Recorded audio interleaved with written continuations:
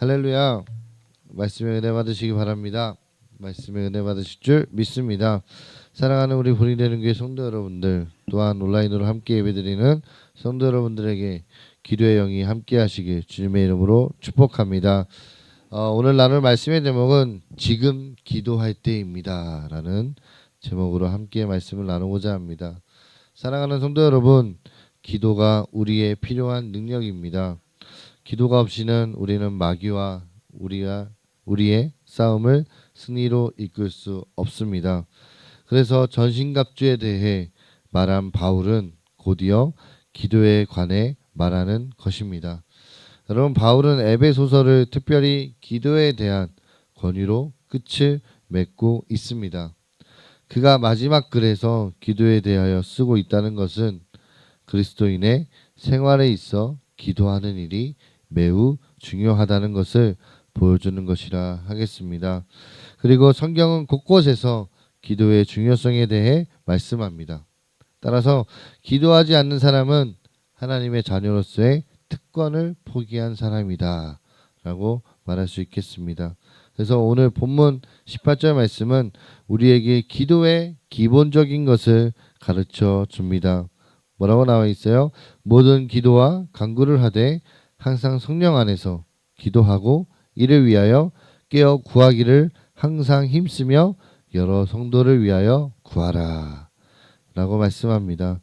여러분, 처음은 기도의 종류입니다.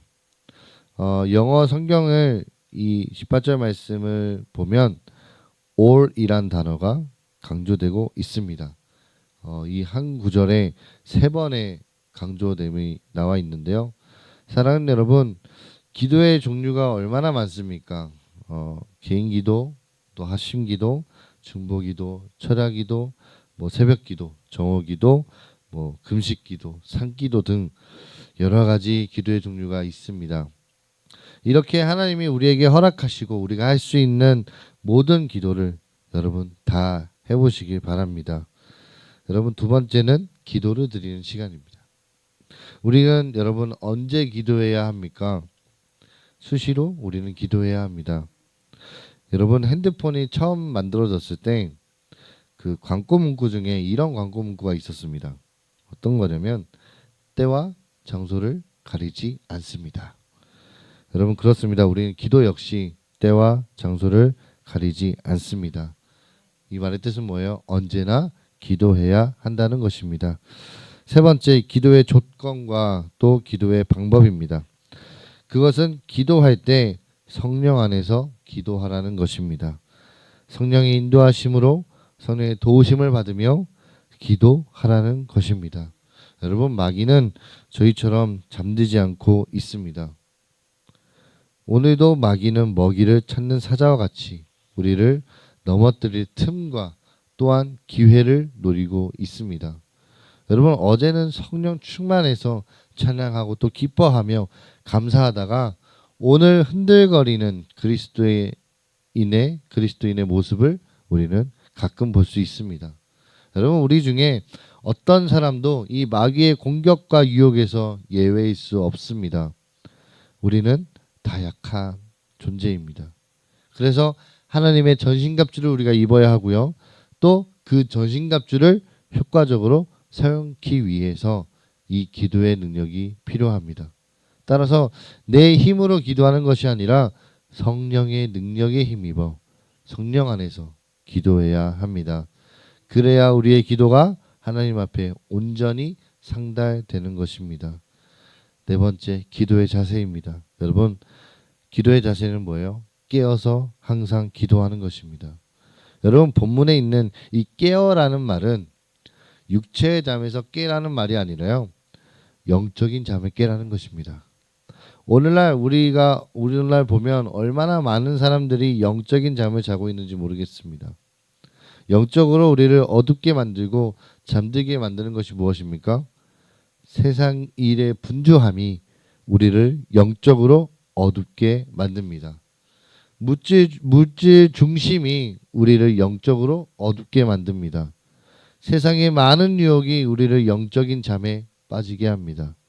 따라서 그 잠에서 깨어 일어나 항상 기도할 때 우리는 하나님 보시기에 바른 신앙인으로 살아갈 수 있습니다. 그러면 우리가 이런 원칙을 가지고 기도할 때 무슨 내용으로 기도해야 할까요? 성경 전반을 통해 여러 가지 내용을 찾아볼 수 있는데요. 하지만 오늘 본문은 우리에게 기도의 내용 세 가지를 말씀하고 있습니다. 첫 번째, 우리에게 기도의 내용 첫 번째는 무엇이냐면 자신을 위해서 기도하라는 것입니다.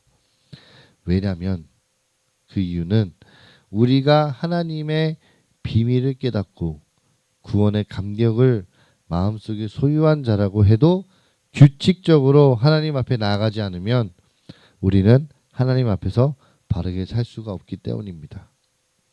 자기 자신이 먼저 세움을 받지 않고서는 다른 어떤 사람도 도울 수가 없습니다. 넘어진 자가 어찌 같이 넘어진 자를 도울 수가 있을까요? 세울 수가 있을까요? 우리는 무엇보다 먼저 우리에게 필요한 힘과 능력을 공급받기 위해 날마다 자신을 위해서 기도해야 합니다. 두 번째, 기도의 내용 두 번째는 여러 성도들을 위해서 기도해야 합니다. 왜 우리가 여러 성도들을 위해서 기도해야 합니까? 그것은 우리가 영적 전쟁에 함께 부름받은 십자가의 군병들이기 때문입니다. 구원은요 개인적인 것이지만 구원받은 성도들이 영적 전쟁에 참여할 때 그 전쟁은 혼자의 싸움일 수 없습니다. 우리가 영적인 전쟁의 성격을 이해할 때요 나 하나가 싸우는 것이 아니라 함께 싸우는 것이고요. 또한 나의 싸움이 아니라 하나님의 싸움이라는 것입니다. 그러기에 우리가 함께 모여 예배하며 기도에 힘써야 합니다. 그리고 우리는 예수 안에서 서로 지체가 되기 때문입니다. 우리 몸 중에 한 지체가 상처를 입으면 온몸이 고통을 당하게 됩니다. 이와 마찬가지로 우리 중에 한 사람의 상처는 교회의 남은 지체들에게도 큰 아픔과 좌절을 주게 됩니다. 그러기에 사도 바울은 서로를 위해 기도하고 모든 성도들을 위해 간구하라 라고 말씀하신 것입니다. 여러분, 한 이야기를 소개해드리자면 한 소녀가 오랫동안 불치의 병으로 누워 있었습니다. 그런데 이 소녀가 병상에서 복음을 전해 듣고 구원을 받게 되었습니다. 그리고 주님이 연약한 자기를 얼마나 사랑하시는지를 알게 되었습니다. 그 소녀는 너무나 기뻤습니다. 그래서 그 주님을 모든 마을 사람들에게 전하고 싶었습니다. 하지만 이 소녀는 남과 같이 밖으로 다닐 수가 없었습니다. 그래서 소녀는 교회에 출석도 못하고 밖에 나가 전도도 하지 못해서 매우 안타깝게 여기고 있었습니다. 그런데 어느 날 신방을 오신 목사님께서는 그 소녀에게 비록 병상에서나마 열심히 기도하면 하나님을 기쁘시게 해드릴 수 있다라고 알려주었습니다. 그러면서 그 교회의 전도 대상자의 명단을 목사님께서 그 소녀에게 주고 가셨습니다. 얼마 후 그 마을에서는요 많은 사람들이 교회를 찾게 되었고요. 이상스럽게도 신앙의 부흥이 일어났습니다. 그런데 이 소녀는 그 부흥이 어떻게 일어나고 있고 누구누구가 구원을 받았는지 가족에게, 교회를 다녀온 가족에게 자주 묻는 것이었습니다. 수개월 후에 이 소녀는 결국 그 병으로 인해서 세상을 떠나게 됩니다.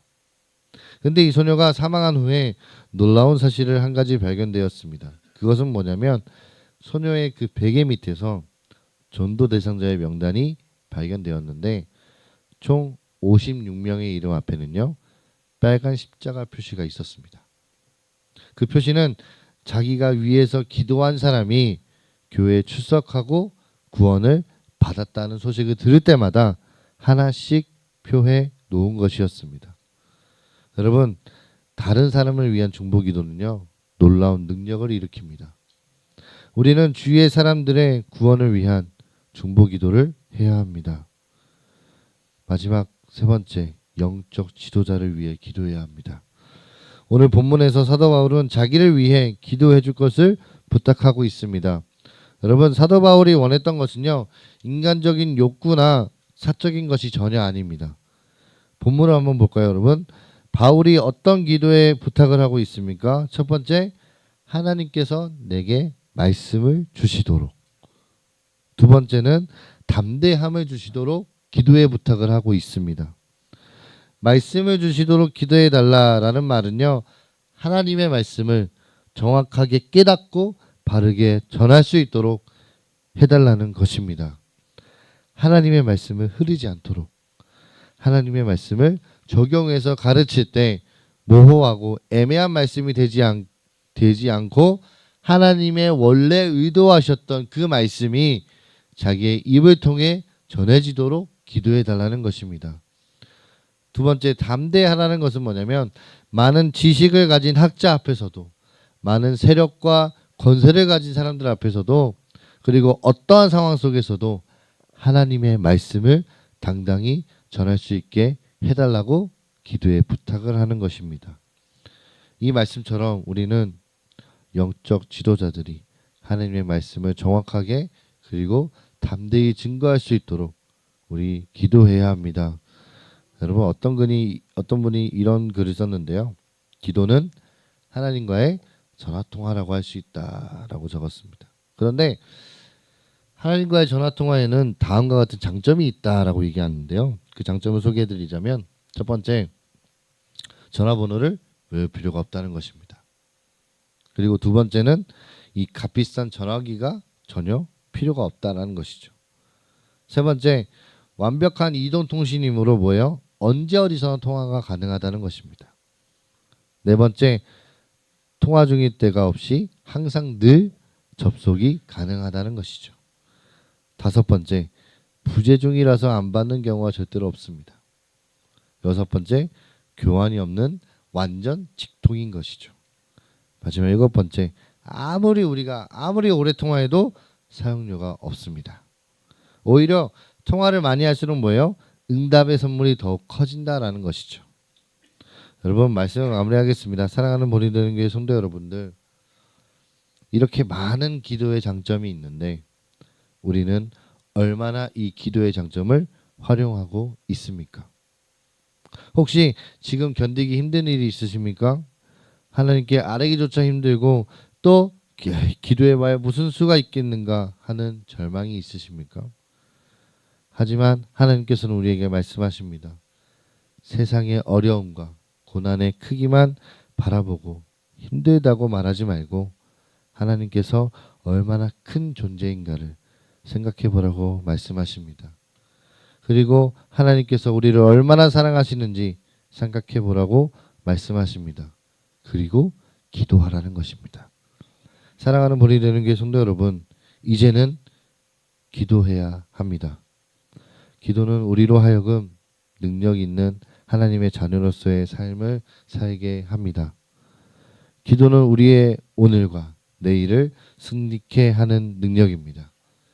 이 자리에 또한 온라인을 통해 예배 드리는 모든 성도 여러분들이 성령 안에서 항상 깨어 열심히 기도하는 기도자들이 되셔서 하나님의 풍성하신 은혜와 놀라운 능력을 충만하게 받으시고 승리하시기를 주님의 이름으로 축복합니다.